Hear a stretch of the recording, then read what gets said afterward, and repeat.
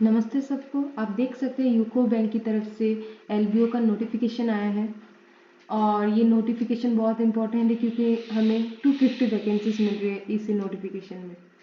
और आप देख सकते हैं कि इसका लास्ट डेट 5 फरवरी है, तो 5 तारीख से पहले इसको फॉर्म फिलअप कर लीजिए, इसका जल्दी से जल्दी कर लीजिए। और यहाँ पे जो वैकेंसीज है कुछ ऐसी है कि गुजरात में 57 और महाराष्ट्र में सबसे ज़्यादा 70 वैकेंसी है। असम में 30, कर्नाटका में 35, त्रिपुरा में 13, सिक्किम में 6, नागालैंड में 5, मेघालय में 4, केरला में 15, तेलंगाना आंध्र प्रदेश में 10, जम्मू कश्मीर में 5, यानी कि 250 वैकेंसीज है। बहुत ज़्यादा वैकेंसी है फरवरी 5 तारीख से पहले। और यहाँ पे जो इम्पोर्टेंट आपको जानना है कि आप एक ही स्टेट से भर सकते हैं, यानी कि अगर 2 स्टेट से भरने की कोशिश करेंगे तो आपका फॉर्म रिजेक्ट हो सकता है। यहाँ पे लिखा हुआ है, देख लीजिए। A candidate applying against vacancy of one state will not be eligible to apply against vacancy of any other state. In such case, the application is liable to be rejected. यानी कि आपका फॉर्म रिजेक्टेड हो जाएगा। और जिस state से आप form fill up कर रहे हैं उस वहाँ पे आपका लैंग्वेज प्रोफिशिएंसी टेस्ट होगा उस स्टेट लैंग्वेज का। जैसे कि आप यहाँ पे देख सकते हैं, गुजरात में गुजराती, महाराष्ट्र में मराठी, असम में असमीज, कर्नाटका में कन्नड़, त्रिपुरा में बंगाली, बोरोक, सिक्किम में नेपाली इंग्लिश, नागालैंड में इंग्लिश, मेघालय में इंग्लिश, गारो खासी, केरला में मलयालम, तेलंगाना आंध्र प्रदेश में तेलुगु और जम्मू कश्मीर में कश्मीरी। तो आपको रीडिंग, राइटिंग और स्पीकिंग तीनों ही आना चाहिए उस स्टेट लैंग्वेज का।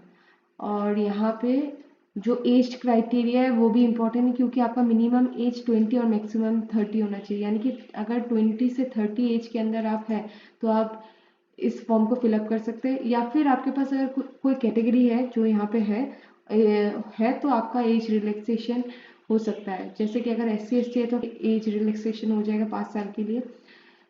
OBC है विथ NCL। अगर NCL नहीं है तो आप जनरल से फिलअप कर दीजिएगा।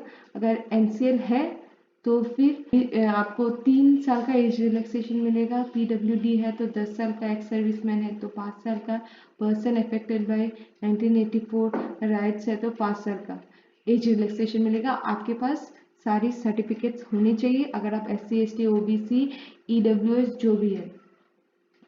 और यहाँ पे जो इम्पोर्टेंट है वो है एजुकेशन क्वालिफिकेशन। चलिए देख लेते हैं। यहाँ पे है एजुकेशन क्वालिफिकेशन, ये बहुत इंपॉर्टेंट है, इसको गौर कीजिएगा।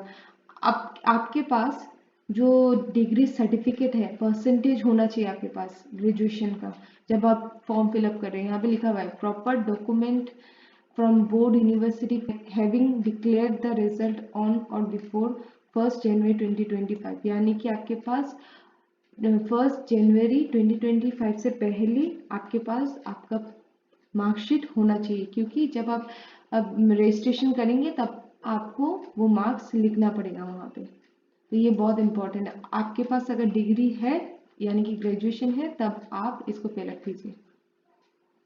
फिर जो एप्लीकेशन फीस है वो 175 है SC ST PWD कैंडिडेट्स के लिए और बाकी सबके लिए 850 है। सेम है जैसे बैंकिंग में होता है वैसे ही है, इसमें कुछ चेंज नहीं है। और सबसे इम्पोर्टेंट पार्ट है वो है स्ट्रक्चर ऑफ एग्जामिनेशन। ये एक ही रिटन एग्जामिनेशन होता है, रिटन पेपर एक ही होता है और बाकी आप इसके बाद लैंग्वेज प्रोफिशिएंसी टेस्ट होगा आपका और फिर इसके बाद इंटरव्यू होगा।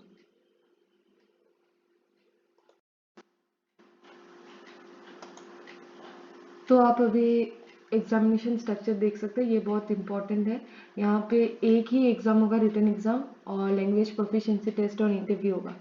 तो अब रिटन एग्जामिनेशन में देख सकते हैं रीजनिंग आएगा और कंप्यूटर एप्टीट्यूड थोड़ा आता है उसमें, general economy, banking awareness, English language, data analysis and interpretation यानी कि क्वांट में यानी कि DI और अरिथमेटिक आएगा। क्वांट बहुत इंपॉर्टेंट क्योंकि आपको 45 मिनट्स मिलेंगे, उसमें आपको 35 क्वेश्चन, ईच क्वेश्चन 2 मार्क्स, इसलिए 60 मार्क्स होगा।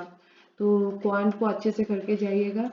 हिंदी इंग्लिश आपके पास दोनों ऑप्शन रहेंगे, आप चेंज कर सकते हैं, जो भी जिसमें भी आपका सुविधा हो वही आप दे सकते हैं। फिर रीजनिंग में 45 क्वेश्चंस रहेंगे, 60 मार्क्स और 60 मिनट्स टाइमिंग है। GA में आपका 40 क्वेश्चन 40 मार्क्स 35 मिनट्स है, ईच क्वेश्चन 1 मार्क्स। इंग्लिश में भी 35 क्वेश्चन 40 मिनट्स 40 मार्क्स और 40 मिनट्स है इसमें।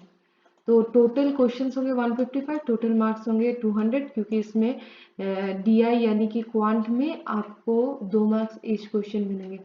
याद रखिएगा 45 मिनट से होंगे सिर्फ आपके पास। और टोटल जो एग्जामिनेशन टाइमिंग है वो है 3 आवर्स।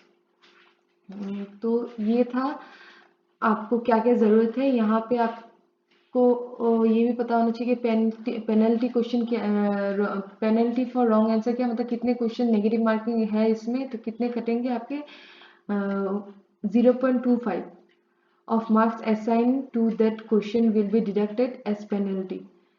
कट ऑफ तो उसके बाद एग्जाम के बाद ही डिसाइड होगा, एग्जामिनेशन सेंटर्स देख लीजिएगा। और इसमें लिखा हुआ है कि लैंग्वेज प्रोफिशिएंसी टेस्ट होगा, ये बहुत इंपॉर्टेंट है, इसको लाइटली मत लीजिएगा। इसके बाद पर्सनल इंटरव्यू होगा। अगर आपको एप्लीकेशन को कैसे फिलअप करना है देखना है तो अगले वीडियो में देख लीजिएगा। Thank you.